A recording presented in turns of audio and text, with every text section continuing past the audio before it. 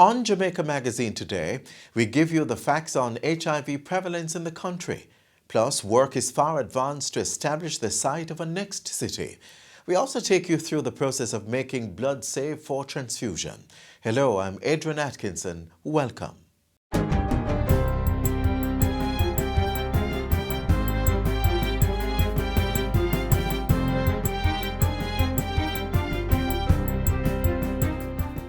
Good day, I'm Theodore Henry, and this is your JIS News for Thursday, December 5. 52 Westmoreland residents are now celebrating getting the keys to their own homes in Darlaston Grove and Shrewsbury. Prime Minister Andrew Holness presented keys to families for 29 detached units in Darlaston Grove and 23 detached units in Shrewsbury yesterday. They are the first set of beneficiaries in the island to receive units under the National Housing Trust's Labour and Small Materials Programme, LSMP. Prime Minister Holness congratulated the new homeowners and lauded the NHT on delivering the houses. He said the trust has been making steady progress towards achieving its target of developing 23,000 housing solutions in Jamaica by 2021. A proposal for a new public sector compensation structure is expected to be brought to Cabinet for consideration by December 2020. Minister of Finance and the Public Service, Dr. Nigel Clark, says the proposal will follow a review of the compensation structure as part of the ongoing transformation of the public sector. The review will be undertaken at a cost of $1.58 million over an 18-month period beginning January 2020. The Finance Ministry signed a contract with international consulting firm Ernst & Young Jamaica Limited yesterday to carry out the review. It is seeking to streamline public sector compensation and make it more transparent. We'll be looking towards establishing a single job evaluation system where jobs can be evaluated according to a single criteria rather than using multiple job evaluation criteria, which we have been using over the past several decades, which has resulted in public sector compensation that is varied and suboptimal. The minister pointed out that there are 325 distinct grades in the public sector, which he says is not sustainable and leads to a system that is inefficient and non-transparent. In addition, there are at least 175 separate and distinct allowances across the public sector. I got a note today to say it's actually 185. And that is a problem because, again, it leads to complexity and it also leads to inequities. Under the contract, the consultants will develop a proposal for a pay-for-performance and reward framework and indicate the financial impact of the new compensation structure. They will also develop a single job evaluation tool for the public sector. In the meantime, the international consulting firm Ernst & Young has been contracted to implement shared corporate services for the public sector. The $5.45 million contract was signed at the Finance Ministry yesterday. We are aiming to bring greater levels of efficiency to the public sector by consolidating administrative and support functions into single areas that can serve the entire public sector. And we'll be seeking to do that along a number of functional areas. I won't mention all of them, but areas such as HR and legal services, internal audit, public relations, and other such support functions. The exercise is to begin in January 2020 and last for 24 months. These activities fall under the Public Sector Transformation Program jointly funded by the Government, World Bank and the United Kingdom Department for International Development. Cabinet has given its approval for the appointment of the 13-member Medical Council in keeping with Section 4 of the Medical Act. A release from the Health and Wellness Ministry indicates that Chief Medical Officer Dr. Jacqueline Bisesa McKenzie and Dean of the Faculty of Medicine at University of the West Indies, Dr. Tomlin Paul, will serve as ex officio members. They and other members will serve on the council for a period of 3 years. The functions of the Medical Council will include registering medical practitioners and appointing officers to conduct examinations of persons applying for registration as medical practitioners. It is also charged with ensuring registered medical practitioners maintain proper standards of professional conduct. The first order of business for the Medical Council will be to elect a chairman. Kingston's Mayor Delroy Williams is reassuring the creative fraternity that the Ward Theatre will be open for business in November 2020. During a guided tour yesterday of restoration works on the theatre, Mayor Williams said the stage area was where the majority of work remains to be done. Approximately $300 million is required to complete the renovation of the historic theatre. We have already done an estimate. We have drawn from experts across the globe who have come here, given us their time and their expertise, and have coming up with designs for the stage area and costings. This would include the lighting and the rigging system. And we have gone and we have looked at the lighting and we have explored them, and I will tell you that when the theatre opens next year, the lighting will be a significant part of the theatre. You can put on a show just with the lighting. Thus far, completed areas include a cafeteria, changing rooms, and restrooms. Seating and carpeting have been procured, while work continues on the facade finishing through collaboration with the Jamaica National Heritage Trust. We are basically in the process of the electrical and AC design. That is already contracted, and in a matter of a few weeks, we will have the AC and the electrical design. From there, we will move to the procurement of the contractor for the installation of the electricals and the AC. A multi-sectoral team comprised of government and private entities are engaged in restoring the ward after it fell into disrepair over 10 years ago. The Ward is the largest and most historic theatre in the English-speaking Caribbean, with a rich history of world-class performances. And finally, Acting Permanent Secretary in the Ministry of Education, Dr. Grace McLean, says the state is committed to working with the Jamaica Teachers Association to improve learning outcomes for the nation's children. Among the policies and programs being looked at are the introduction of an emotional and social intelligence program and an anger management initiative. There is a lot of anger among our people, just Jamaicans generally speaking, and we have to find a way to prepare our people to handle the various issues, economic challenges, and other social issues that we're having as a people, so we can operate in a conducive environment as we continue the teaching-learning process. The Acting Permanent Secretary was addressing Tuesday's 2019-2020 LASCO and Ministry of Education Teacher and Principal of the Year Awards luncheon. Old Harbour High School Principal Linton Ware and teacher at the Immaculate Conception High School, Bagia Maladi, copped top honors at the event. In addition to a championship trophy and checks worth $250,000, they will be attending the Association for Supervision and Curriculum Development Conference to be held in Los Angeles, California in March 2020. And that's it for JIS News Today. I'm Theodore Henry. Thanks for watching.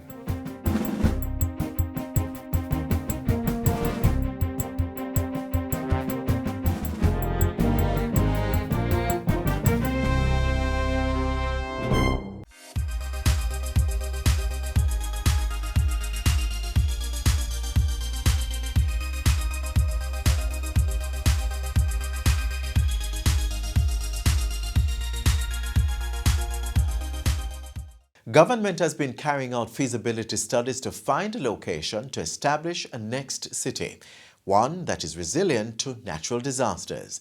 Let's hear from the Urban Development Corporation how that is going.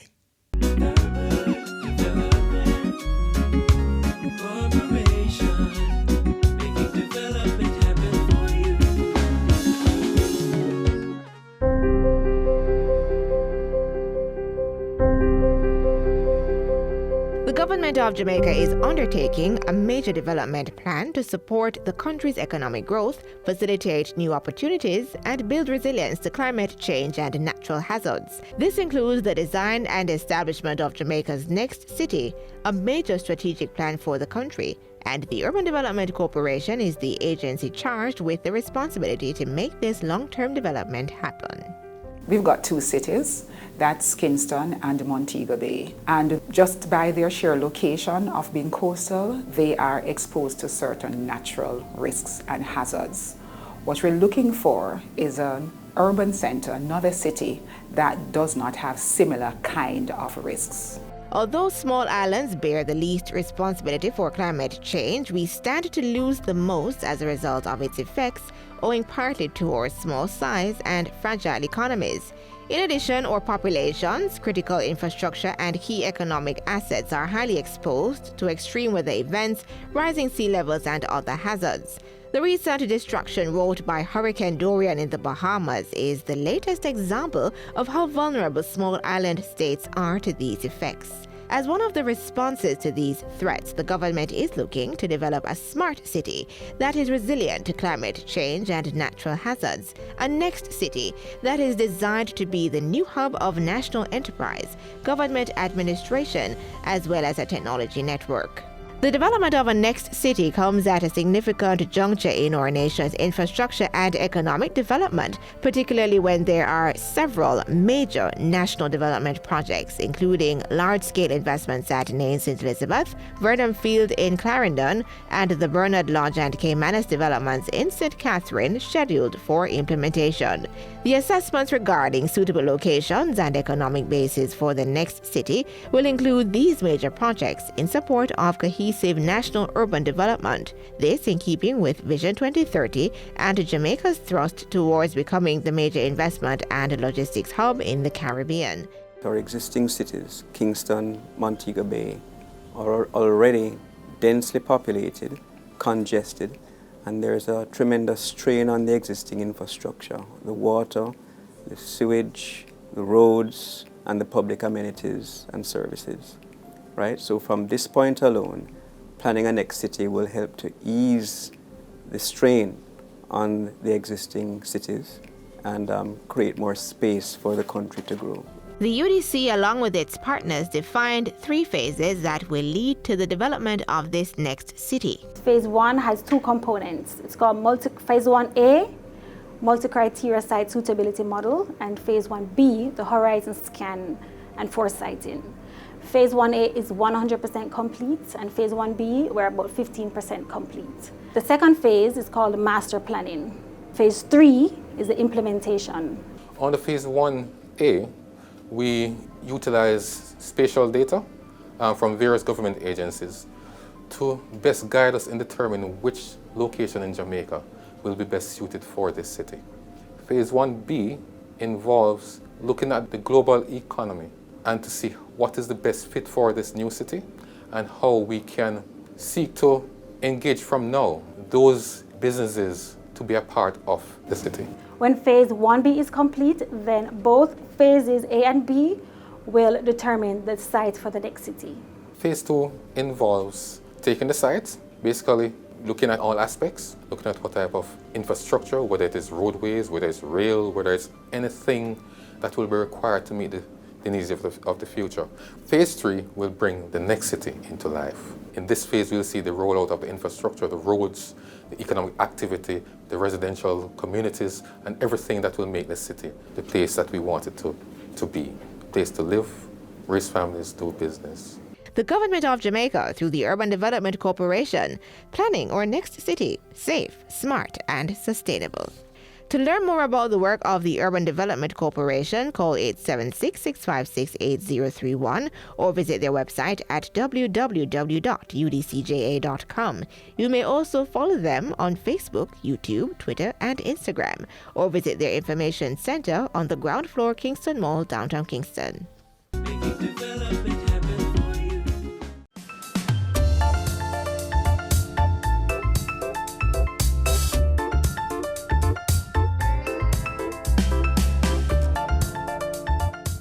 The call is out. to get tested and know your HIV status. The virus carries symptoms similar to many other ailments, hence the need for this action by us all. The Jamaica AIDS Support for Life breaks down the national statistics.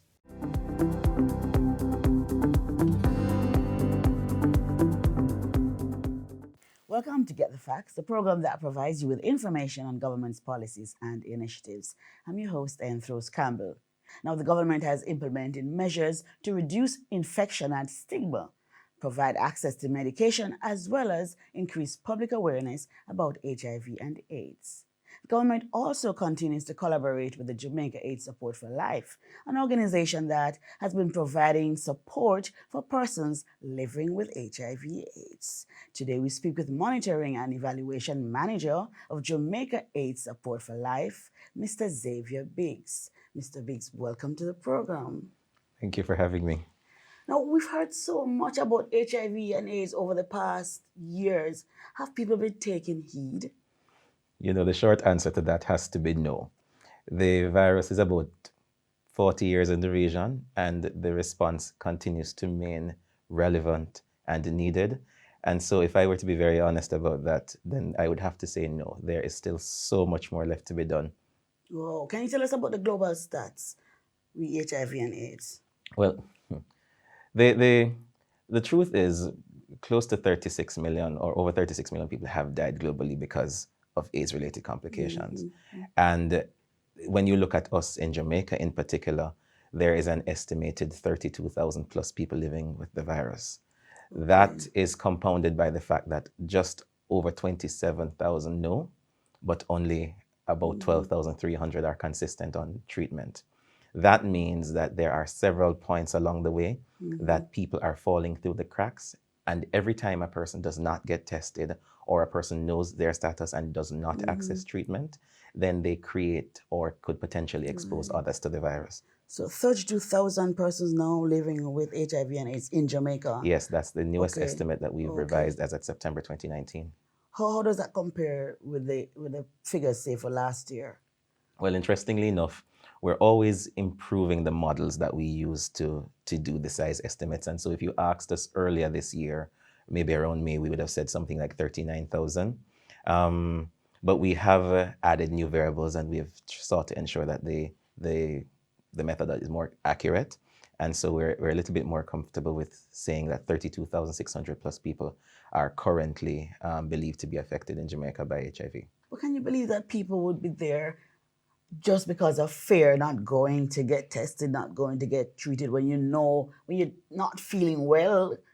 You know, again, I mean, my role as monitoring and evaluation manager is to look at the numbers, and that's what the numbers suggest. So, for example, we know that over 27,000 people know their status, but we know that we've only ever seen 18,000 plus of those in a treatment site, and just over 12,000 thereabout continue to access treatment in an ongoing kind of way.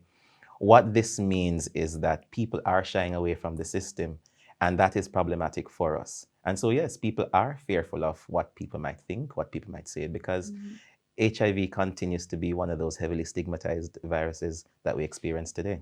Tell us now about some of the services that you offer. HIV is measured on what is known as a continuum of care.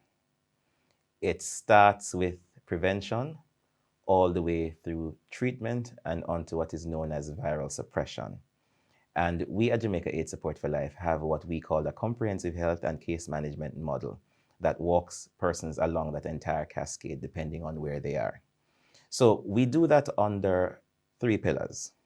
There is our prevention programming, there's our treatment programming, and there's our enabling environment and human rights component. So let's look at each one. So prevention looks primarily at testing to diagnosis. We have a mission to ensure that as many persons as are willing and as many people as possible get tested and know their status, because this is really and truly the first and foremost important thing that needs to happen. Beyond that, we provide treatment services for those who are diagnosed. Now, we have found, for example, that treatment services should not be confined to just the medical component. And so our treatment program has an entire psychosocial element. There is an available psychologist, a social worker, a nutritionist, an adherence counselor, and we have other programs such as our educational programs, etc. Because we understand that people do not live single issue lives, and so treatment should be a more holistic, or take a more holistic approach to that. Now, beyond that, we also have enabling environment and human rights pieces. We are very, very clear that the legislative framework is not necessarily where it needs to be, and that it needs to be more inclusive and supportive of persons living with HIV to promote access.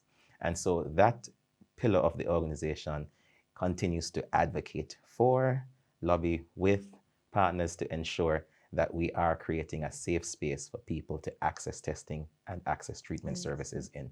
So we cover that entire continuum of care. And no group is more at risk than any other. You know, risk is an interesting conversation because risk really comes back to sexual behavior. And so yes, there are groups that are going to be at higher risk because of sexual behaviors. So nationally, the prevalence is 1.6%, between 1.6 and 1.8%. But if you divide the country into smaller groups, persons of trans experience, men who have sex with men, sex workers, girls 10 to 19, men 15 to 24, people in multiple partner relationships, then you start realizing that the statistics will change and differ and will require a different targeted approach when engaging them. Good, thank you. Your final word to us. You know, final word. It would be get tested. Know your status, because that is right now one of the most important things you could want to do, as you'd want to know if you are, if you have cancer or anything like that. Get tested. You know, we have 3 offices across the island. We're at 3 Hendon Drive in Kingston. We're at 14 King Street in St. Anne's Bay and 16 East Street in Montego Bay. Come into our offices anytime, get tested, know your status. Thank you so very much. Good to have you. Thank you. This has been Get the Facts. Our guest was the Monitoring and Evaluation Manager at Jamaica AIDS Support for Life, Xavier Biggs. Until next time, I'm Anthros Campbell. Take care and get tested for HIV/AIDS.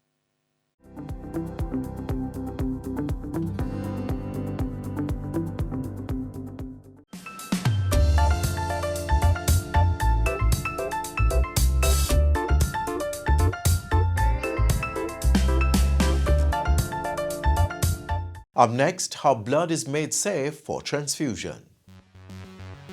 As long as man is around to get sick or injured, blood will remain a high-demand substance for health practitioners.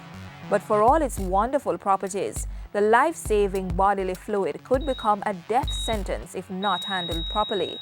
For those who need their supplies boosted, health workers cannot simply hook up a needle and feed the red and white cells from another individual straight to the needy bloodstream.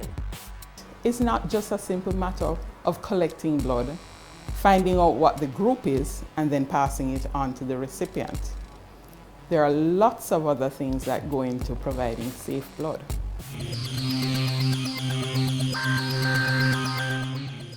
Think of blood like a home.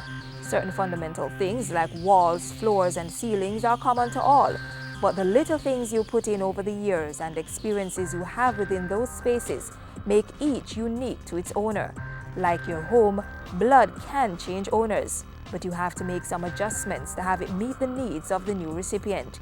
That is what the technicians and health workers have to do before blood that is donated can be passed on to someone in need.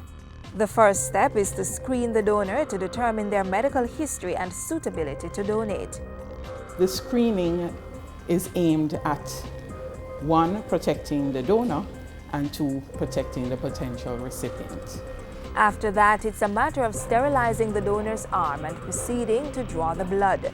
From there, the blood is taken to the lab, where it goes through a series of tests.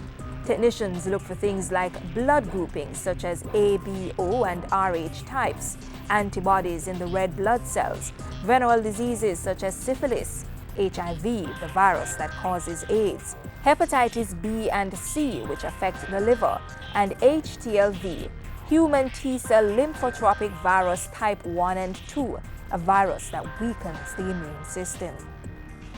At the island's blood bank, the National Blood Transfusion Service, tests such as these are carried out daily. For each unit of blood drawn, 2 sample tubes are also collected.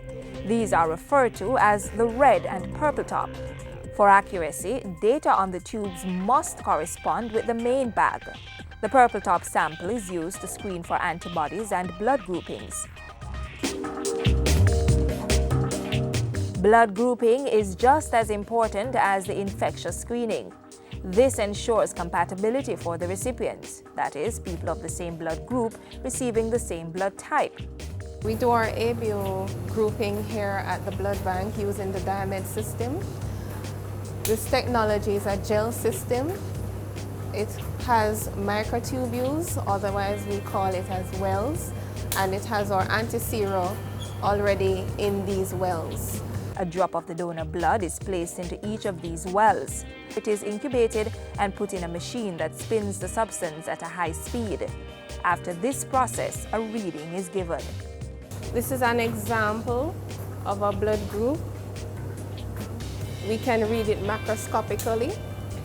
This is reading O negative based on the cells that are seen here. In VDRL testing, which checks for syphilis, a small amount of the serum or the white part of the blood is dropped into a tube and then incubated at 56 degrees Celsius. After 30 minutes, it is taken from the incubator, placed on a slide, mixed with an antigen, and then rotated at 180 degrees for 4 minutes. The slide is then placed under a microscope for reading. A positive sample for syphilis would show signs of lumps or flocculation.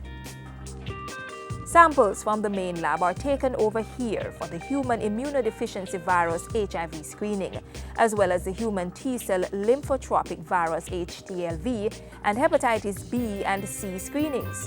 The different reagents or chemical compound for each of these viruses are added to the blood samples and placed in this machine.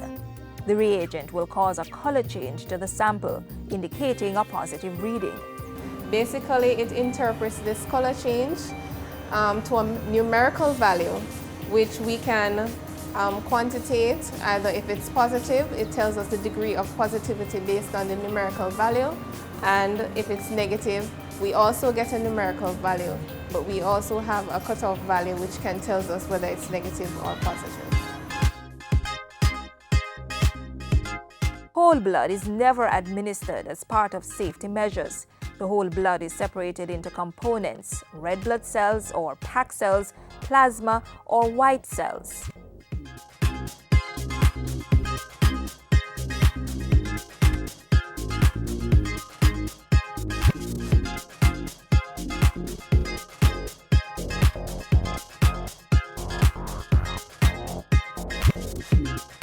If you had a patient who was anemic, who is in heart failure, and you gave whole blood, you're giving that person a lot of plasma unnecessarily. They really need the packed cells component. Not only is it unnecessary, but you put them at added risk of making the heart failure worse. So it is important to give just the component that is required. And the safety procedure doesn't end there. A cross-matching process is also done to identify minor blood groups that might interfere with a successful transfusion process. But once all the tests are done to satisfaction and the separation process is completed, you can rest assured that the blood to be administered is safe.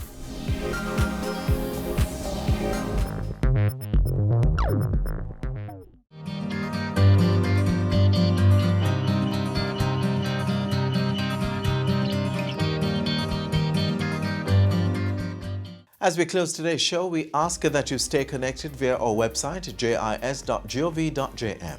And while you're online, send your feedback to Jamaica Magazine at jis.gov.jm or via tweet at JIS News. On behalf of the entire production crew, I'm Adrian Atkinson. Do take care.